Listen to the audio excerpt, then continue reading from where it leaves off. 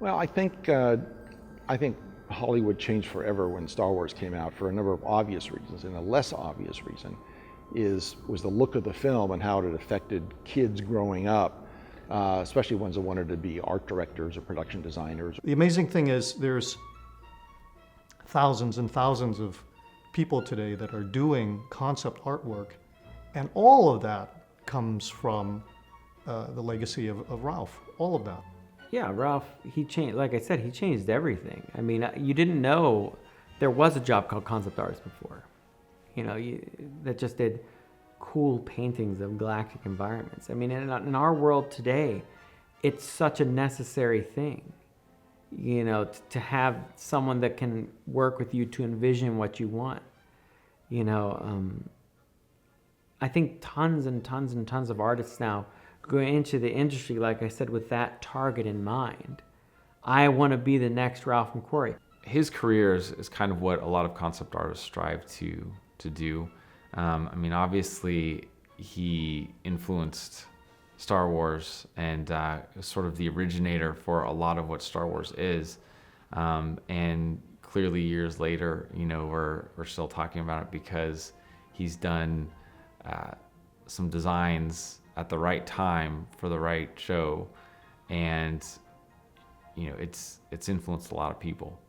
I think very definitely Ralph was a pioneer. He basically invented the game and then changed it. Of course there were people before Ralph that did do concept design for films, but never in the way that he did it. I mean, he helped define exactly what that final frame was going to look like at such an early stage that it inspired people all the way through the production of those shots. And it gave you something to strive for. It's like if you could get a final image that looked at least half as good as Ralph's paintings, then you knew you would have some amazing visuals on screen. There are not too many people that were production designers that have left kind of this blueprint behind that Ralph has done, where every bit of his art, you look at the art and you see the movie. And I think he changed filmmaking forever, especially from all the people that grew up on Star Wars and all the things that happened after. There's pre-Star Wars and there's post-Star Wars, and he was one of those pivotal people that came along and came up with a new idea of a new way to design movies. Without Ralph's contribution, which is, I don't think it can be stressed enough how important his work is to this 35-year history now. He took George's ideas and presented them in such a way to capture imagination.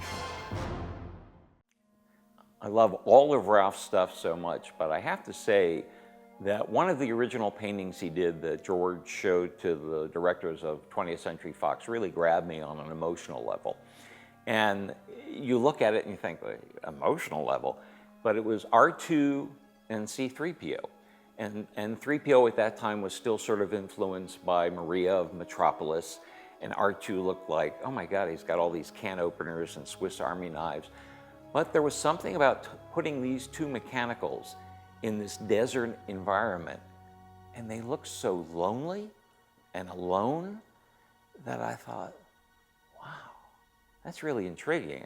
And how that piece of art, it's science fiction or science fantasy, but there's emotion there that I'm reading into it anyway. I would say one of my favorite pieces from Ralph was when I saw his Star Wars Episode 4 portfolio book. I remember when I first picked it up, all his images were stunning. But the one that really captivated me was actually the one of the stormtrooper inside the Death Star hallway.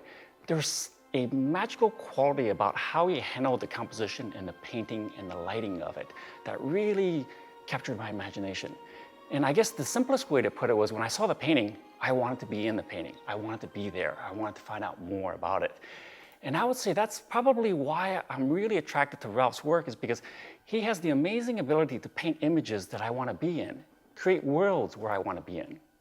Yeah, I have one favorite painting, which is the AT-AT painting, the low angle with a snowspeeder in flames flying overhead.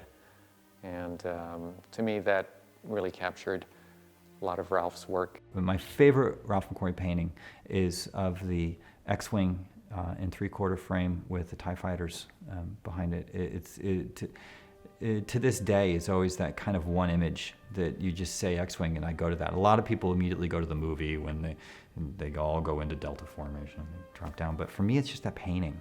It's the way that he did the shapes of the engines on half circles on each wing that would cause a whole circle when the wings are closed. Like all these things about the design, the way that the TIE fighters are in the background, that they're in an attack formation, but yet you're able to study them and everything that's happening in the background. You get this sense of massive scale. Well, I mean, the ones that I really like, I have to say, I've already put in the show. I loved that Coruscant Mall district. I just always thought looking at that, you know, when you're a fan of Star Wars, you just want to know that there's more. And looking at that painting, you're like, what are these people doing? They're eating dinner. They're just hanging out. You know, it's like, it just said there was so much more going on in that universe that you hadn't known. And then I love the Alderaan paintings. You see Han Solo at the Millennium Falcon in Docking Bay 94. That painting, I love that painting. The composition, you have the foreground element, which frames the piece, and then you have the Millennium Falcon in the back, and then you have the characters for scale, and the faceting of color and light that he put on the Millennium Falcon was just fantastic. Well, there's the classic of Luke and Vader fighting in the hallway, and there's the classic of Luke standing on the mesa with his rifle looking out over the desert. Those are the two that I remember the most. It's just romantic and has the feel of the movie.